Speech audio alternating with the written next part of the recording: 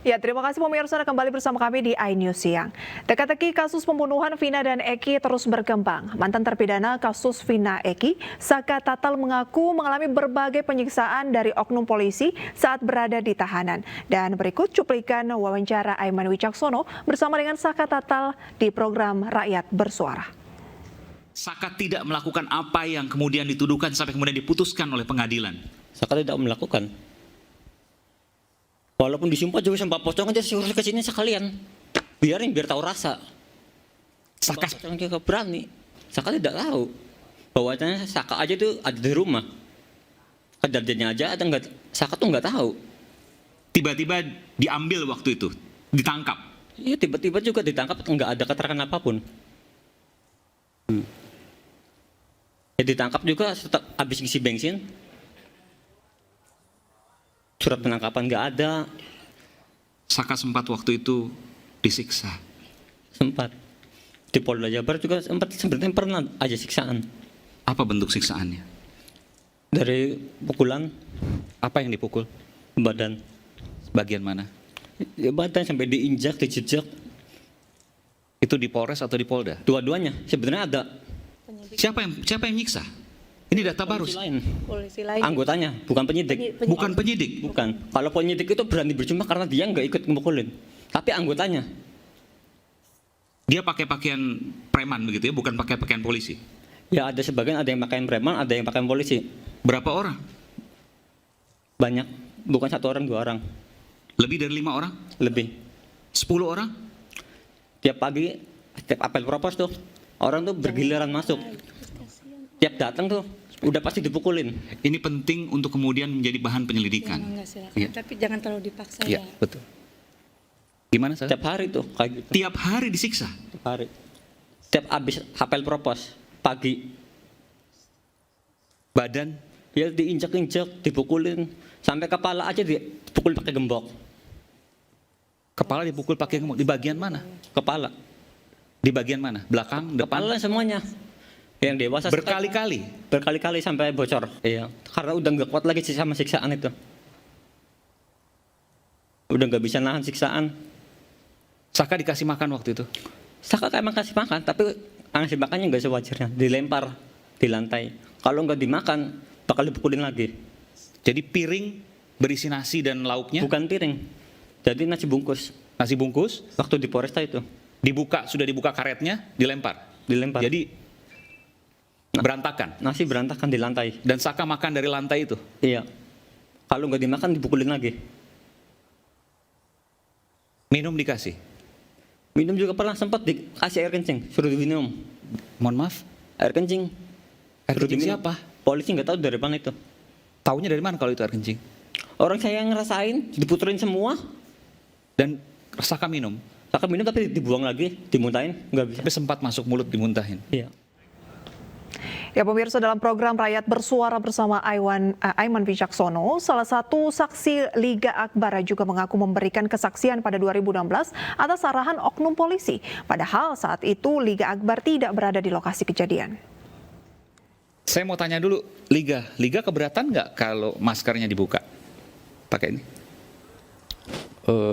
Boleh kalau gitu sih. Baik, ini pertama kali Liga membuka masker ya. Baik. Belum pernah Liga membuka masker seperti ini eksklusif ya. Liga boleh di dekat. Kenapa Liga kemarin-kemarin nggak pernah mau membuka maskernya? Lebih dekat lagi boleh. Karena saya menjaga diri saya juga, Pak. Menjaga diri Liga. Kenapa? Karena kan banyak yang bilang saya saksi kunci. Jadi pada waktu itu Liga Akbar menyampaikan bahwa Vina dan Eki dipukuli, dianiaya, dilempari batu, betul ya? Di kesaksian pengadilan waktu itu. Iya. Betul. Sebenarnya Liga tidak melihat itu. Tidak, Pak. Liga tidak mengetahui sama sekali kejadian itu. Tidak. Lalu kenapa? Mohon maaf didekatkan lagi. Lalu kenapa pada waktu kesaksian di pengadilan berbeda? Saya bingung waktu itu, Pak. Saya mau bilang sama siapa. Karena nggak ada yang percaya. Liga pada waktu itu diminta oleh siapa jadi saksi? Farudiana, Pak. Pak Rudiana. Oke. Dari mana kemudian Pak Rudiana tahu kalau Liga mengetahui kejadian di TKP tersebut? Sampai sekarang saya belum tahu. Betul, belum tahu. Pada waktu itu kan Pak Rudiana minta Liga. Iya. Betul ya? Pada waktu itu kenapa Liga mau? Karena dimintai keterangan soal almarhum Vina dan Eki yang dipakai, dari helm, keadaan motor, itu saja awalnya yang diminta. Pada waktu kejadian Liga ada di mana? Ada di warung SMA 4 saya, Pak. Dekat dengan kejadian TKP itu? Agak jauh. Agak jauh. Iya. Kenapa Pak Rudiana memilih Liga? Apa karena kenal atau karena apa waktu itu? Mungkin karena kedekatan saya sama almarhum Eki dulu.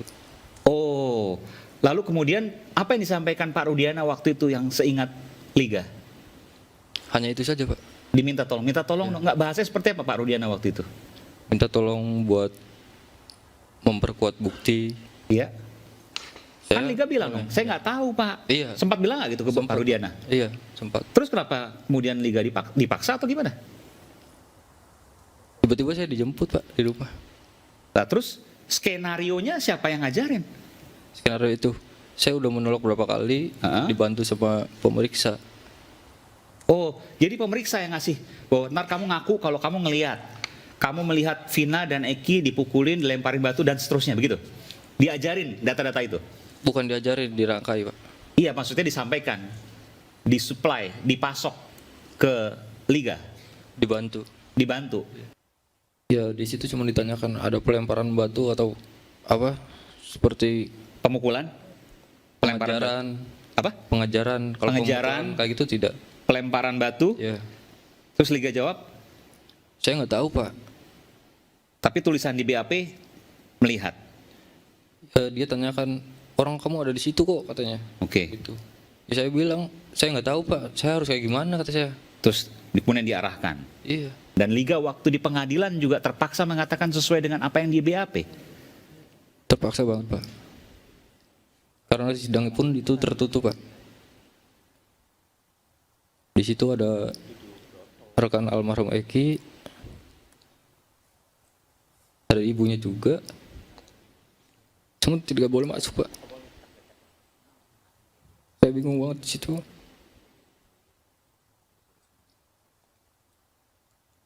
Liga menyesali ini semua. Menyesali betul.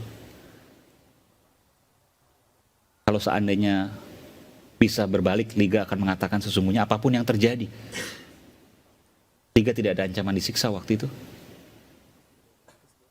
Nggak apa-apa, katakan aja. Tidak ada, Pak. Tidak ada ya. Baik.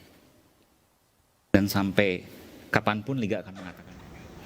Ya pemirsa, kita beralih ke informasi lain. Polisi berhasil menangkap seorang tersangka baru dalam kasus pengeroyokan bos rental di Sukolilo, Pati, Jawa Tengah. Dengan penangkapan ini jumlah tersangka menjadi 4 orang.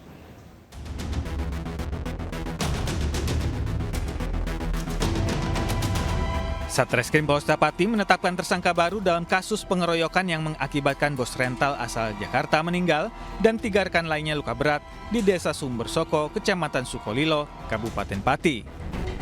Tersangka berinisial M, 37 tahun, warga Desa Tompe Gunung, Kecamatan Sukolilo, ditangkap pada Senin 10 Juni 2024.